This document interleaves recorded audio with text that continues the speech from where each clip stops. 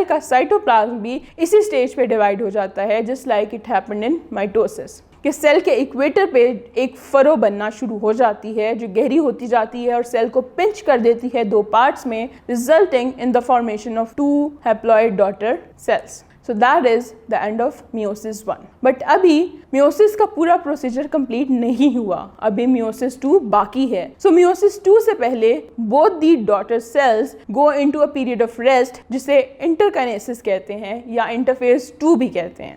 The interphase 2 is different from the interphase of mitosis and meiosis 1. इस interphase में कोई S phase नहीं होता, which means कि chromosomes are not duplicated. Now why is that? अब इसका रीज़न ये है कि हमने शुरू में बात की थी कि meiosis का outcome is 4 haploid cells from 1 parent cell. तो जो सेल्स अभी तक meiosis 1 में बने हैं दे आर 2 हैप्लॉइड सेल्स. तो अब नेक्स्ट स्टेप में यानी meiosis 2 में they will give rise to 2 more haploid cells each.